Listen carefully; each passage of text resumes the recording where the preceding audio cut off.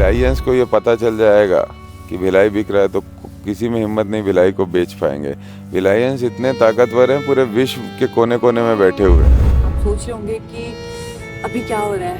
पहले तो आपको समय बता दूं कि सुबह के 5:30 से 6 बज रहे हैं इस वक्त। आपने बहुत अच्छा सवाल पूछा और इसका जवाब भी ईमानदारी से मिलना चाहिए। मैं सच में अभी सो के उठा तो मुझे ना थोड़ा सा मेरे पेट में अजीब सा दर्द हो रहा था। जो आपके अगेंस्ट में जो अदर पार्टीज है, क्या उधर से भी कोई समर्थन आ रहा है? क्योंकि ये जो लड़ाई है ये किसी नेता नगरी की लड़ाई नहीं है, ये भिलाई को बचाने की लड़ाई है। तो क्या अपोजिशन से भी किसी का सहयोग इसमें मिल रहा है? ज़रूरी नहीं है कि यहाँ पर बैठ के ही आप अपना योगदान दें, सोशल मीडिया में दें, कहीं और रह कर दें, लोगों से बातचीत करके दें। परिवार तक की बात आती है तो एक इंसान काम से हटके, एक परिवार भी तो है, भाई भी तो हूँ, बेटा भी तो हूँ, एक वो उस समय क्या मन में आ रहा है? भिलाई को प्यार करते हैं तो वो सब मिलकर भिलाई को बचा देंगे, मैं नहीं कर सकता।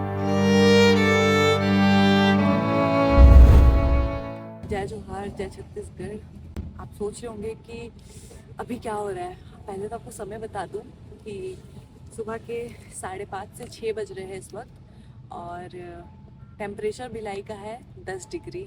अब आप ये सोच रहे होंगे कि मैं आपको ये सारी चीज़ें क्यों बता रही हूँ। दरअसल इस वक्त मैं मौजूद हूँ भिलाई के सिविक सेंटर के पार्किंग में, जो इस वक्त भिलाई का, या कह सकते हैं कि छत्तीसगढ़ का एक काफ़ी बड़ा राजनीतिक केंद्र बन गया है।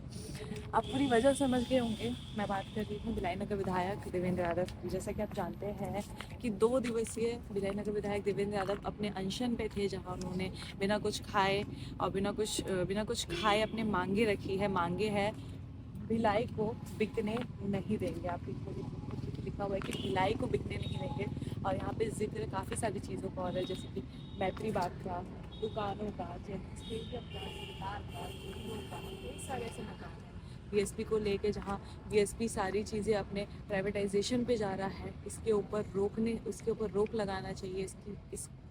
इसको लेके मांगे रखी गई है। और ये 2 दिवसीय जो अनशन था ये बढ़कर 3 दिवसीय हुआ और आज चौथा दिन है जब भिलाई नगर विधायक इस संकल्प को लिए यहाँ बैठे हैं। चौथा दिन है अनशन का। और सुबह आने की वजह ये है कि हम आपको दिखाना चाहते हैं छत्तीस टीवी के माध्यम से कि किस प्रकार से भिलाई नगर विधायक देवेंद्र यादव की इस अनशन में सुबह होती है। और हम आपको दिखाएंगे कि उनके सुबह की सबसे पहले क्या सोच होती है, वो आगे क्या सोच रहे हैं इस पूरे संकल्प को लेते हुए। क्योंकि इंसान जब सुबह उठता है तो उसके दिमाग में काफ़ी सारी चीज़ें आती है, नेगेटिव भी रहती है, पॉजिटिव भी रहती है। तो हम आपको दिखाएंगे सुबह कैसे होती है भिलाई नगर विधायक देवेंद्र यादव के इस अनशन पे, इस संघ ने, और क्या ये और भी दिन बढ़ने वाला है, क्या आ रहा है उनके दिमाग में। इंतज़ार करेंगे हम उनके सो के उठने का। तब तक आग जल रहा है, हम बैठे हैं, इंतज़ार कर रहे हैं और जब उठेंगे तब देखा जाएगा कि क्या कहते हैं वो इस पूरे मामले के ऊपर। तो बने रहिए आगे के लिए। सुबह हो चुकी है और करीब 15 मिनट पहले सर उठ चुके हैं। अभी 7 बज के कुछ मिनट हो रहे हैं और अभी सर की बहन उनसे आई है मिलने। काफ़ी एक इमोशनल मोमेंट लगा।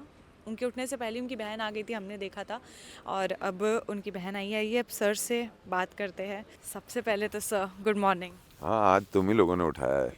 मैं इतनी जल्दी सो के नहीं उठता। मैं तो कल भी 7:15 बजे उठा था, परसों 7:30 बजे उठा था। आज वो मेरा साथी है आलोक, वो बताया कि ये 2 बच्ची लोग हैं ना, बैठे हुए हैं 5:30 बजे से। तुम लोगों ने उठा दिया आज मुझे। सॉरी सर, गुड मॉर्निंग थोड़ा जल्दी हो गया आज। हाँ, मेरा आधा घंटा तुम लोगों ने चुरा लिया आज। कोई नहीं सर, चलता है। आज थोड़ा जल्दी हमने परेशान कर दिया सर को। हमने देखा वैसे काफ़ी सारे लोग आपसे मिलने के लिए आ रहे थे, हमने भी बैठ के चर्चा की। सबसे पहले तो गुड मॉर्निंग। और सुबह की क्या सोच आ रही है सबसे पहले? शांति लग रही है, सुकून महसूस हो रहा है।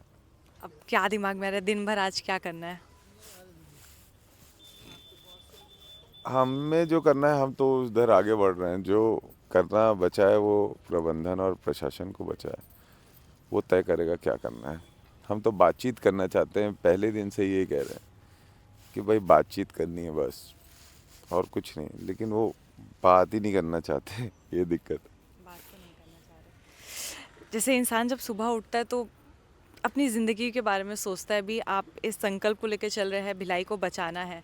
तो आज चौथा दिन हो चुका है। पहले दिन से चौथे दिन में आज क्या माइंडसेट बन रहा है कि चौथा दिन हो गया है, अनशन पे है, तो एक रहता है ना कि सुबह उठते तो कभी नेगेटिव भी थॉट आता है या पॉजिटिव आता है, तो क्या फील कर रहे हैं? मैं अपने आप को मैं ये सोच रहा था, आपने बहुत अच्छा सवाल पूछा और इसका जवाब भी ईमानदारी से मिलना चाहिए। मैं सच में अभी सो के उठा तो मुझे ना थोड़ा सा मेरे पेट में अजीब सा दर्द हो रहा था। फिर मेरा ध्यान दर्द की तरफ गया। फिर मैंने ये सोचा कि दर्द से मैं कैसे बाहर निकल सकता हूँ। फिर मेरा ध्यान गया उद्देश्य की तरफ, किस उद्देश्य के लिए मैं यहाँ पर हूँ। तो मेरे मन में आया, सच हमेशा सब चीज़ों से लड़ने की ताकत देता है।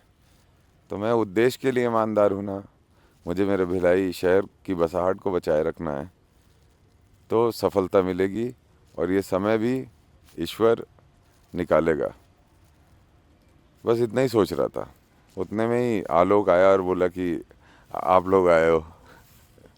तो हर दिन की शुरुआत और हर समय पर आपका जो अंदर चलने वाली आपकी बातें हैं या आपके अंदर चलने वाला एक व्यक्तित्व होता है, उसको हौसला मिलता है ना, तो सच्चाई से ही मिलता है। तो हम सच के साथ हैं, ईमानदार हैं, हमें हमारे शहर को बचाना है, तो इसलिए ज़्यादा चिंता नहीं हो रही है। जैसे ही ये सोचा ना उद्देश्य, तो इसके बाद कोई चिंता नहीं हो रही है। उद्देश्य तो है क्योंकि ये संकल्प आपने खुद से लिया है, मगर जैसे आपकी बहन आई हुई है, तो जब परिवार तक की बात आती है तो एक इंसान काम से हटके, एक परिवार भी तो है, भाई भी तो हूँ, बेटा भी तो हूँ, एक वो उस समय क्या मन में आ रहा है?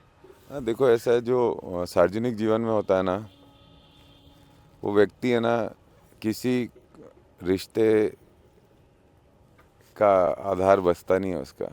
सारे रिश्ते उसके लिए बराबर होते हैं। एक प्रश्न, आखिरी एक प्रश्न ये भी है कि क्या जो आपके अगेंस्ट में जो अदर पार्टीज है, क्या उधर से भी कोई समर्थन आ रहा है? क्योंकि ये जो लड़ाई है, ये किसी नेता नगरी की लड़ाई नहीं है, ये भिलाई को बचाने की लड़ाई है। तो क्या अपोजिशन से भी किसी का सहयोग इसमें मिल रहा है?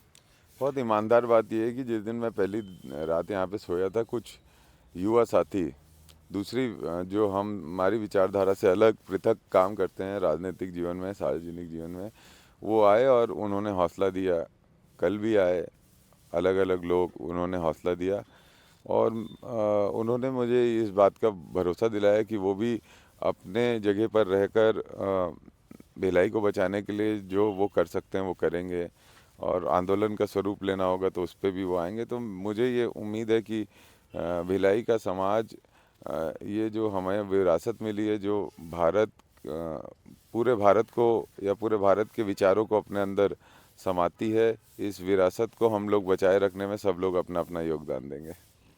चलिए, बहुत बहुत शुक्रिया और अपना समय देने के लिए भी और धन्यवाद। और इसमें है ना, कोई विरोधी नहीं है। जो इस संघर्ष में अपने आप को सम्मिलित मानता है, मैं कहूँगा भी, ज़रूरी नहीं है कि यहाँ पर बैठ के ही आप अपना योगदान दें, सोशल मीडिया में दें, कहीं और रह कर दें, लोगों से बातचीत करके दें, कहीं भी योगदान दें। शहर को बचाना है। बहुत खूबसूरत बसाहट है, पूरे विश्व में लोग फैले हुए हैं।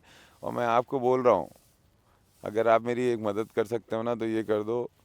जिस दिन भिलाइयंस को ये पता चल जाएगा कि भिलाई बिक रहा है, तो किसी में हिम्मत नहीं भिलाई को बेच पाएंगे। भिलाइयंस इतने ताकतवर हैं, पूरे विश्व के कोने कोने में बैठे हुए हैं। क्या है, लोगों तक बात पूरी पहुंची नहीं है। जिस दिन ये बात पहुंच जाएगी भिलाई के लोगों के पास, जो देश में विश्व में अलग अलग जगह पर काम कर रहे हैं और भिलाई को प्यार करते हैं, तो वो सब मिलकर भिलाई को बचा देंगे। मैं नहीं कर सकता अकेले कुछ, सबको मिलना पड़ेगा। मतलब अकेले की लड़ाई तो नहीं है, खैर ये भिलाई की लड़ाई है, भिलाई वासियों की इसमें ज़रूरत पड़ेगी। इनडायरेक्टली सर ने यही कहा है कि सबको एक साथ एकजुट होना पड़ेगा इस भिलाई शहर की बसाहट जो है उसको बचाने के लिए। तो बहुत बहुत शुक्रिया सर, सुबह सुबह अपना समय हमें देने के लिए, और कुछ डिस्टर्ब हुआ होगा तो उसके लिए भी तहे दिल से माफ़ी है, लेकिन बस हिम्मत थैंक यू, बना के। तुमने सुबह ही सुबह मुझे जगा दिया। ठीक है, चलिए सर, अब आप बात कर लीजिए। और हमने सर से बात की।